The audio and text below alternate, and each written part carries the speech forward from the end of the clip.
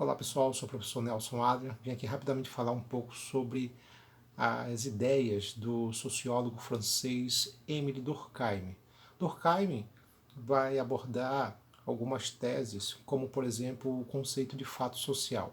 O fato social é uma espécie de modelo de vida, um padrão ligado à sociedade. É como se a sociedade ela estabelecesse um valor, um comportamento, uma regra, né, estabelecida. Então, os valores que temos, aquilo que entendemos como certo e errado, são valores da sociedade. Né? Você já nasce numa sociedade pronta e acabada, você vai só reproduzindo os valores dessa mesma sociedade. Quer dizer, somos resultado de um meio, é mais ou menos isso. Então, o meio social, né, que ele pode ter diversas características, nós, de alguma maneira, vamos seguindo esses modelos. Tá? Então, o que o Durkheim tenta destacar para a gente é que o fato social ele é externo. É externo por quê? Porque vem tudo da sociedade. Nada é interno, nada vem de mim, nada vem da minha consciência. Né? É a ideia de que tudo vem externamente. Regras, normas, valores.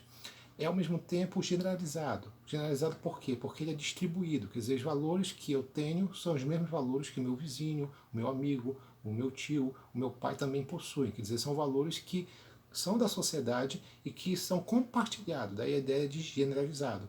E o termo mais curioso que é coerção. O fato social ele é coercitivo. É um termo que não é muito comum, mas coerção vem de pressão. A ideia de que a sociedade ela estabelece pressões sobre os indivíduos. E essas pressões são tão fortes que muitas vezes a gente nem percebe.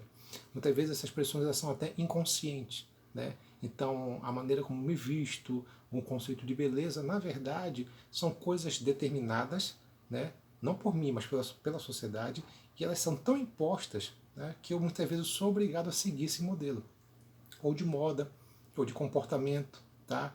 Ou de conceito de beleza. Então é mais ou menos nesse sentido. Então ele fala que essa ideia de coerção é tão forte que aí ele vai falar sobre a questão do suicídio. Ele chega ao ponto de dizer que o suicídio, em alguns casos, desenvolvido por algumas pessoas, tem uma relação muito grande com a coerção do fato social. Porque como a sociedade ela impõe uma regra forte aos indivíduos, existem casos em que as pessoas elas podem tirar a própria vida por uma determinação da sociedade.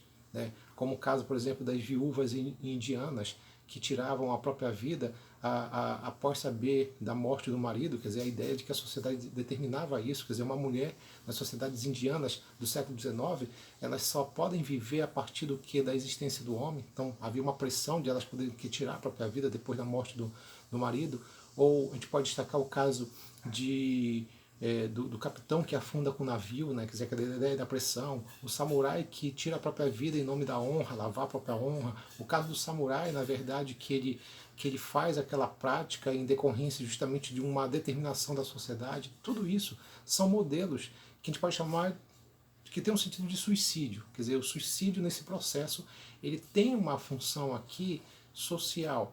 E essa função social, ela não é individual, ela é coletiva. É isso que ele tenta destacar. Por isso que ele faz uma relação sobre o conceito de suicídio anômico, que é um suicídio conjuntural, quer dizer, a sociedade moderna passa por uma crise de valores, por uma desorientação.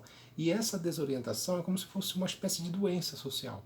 Tá? Então, como há uma crise de valores, há um aumento, por exemplo, de pessoas com depressão, pessoas que tiram a própria vida. Então, é uma crise, né, da sociedade, do modelo social moderno ou pós-moderno, né, o que o Zygmunt Bauman chamava de modelo líquido. Tá? Então, em geral, é entender que os fatos sociais eles obrigam as pessoas a seguir normas e regras.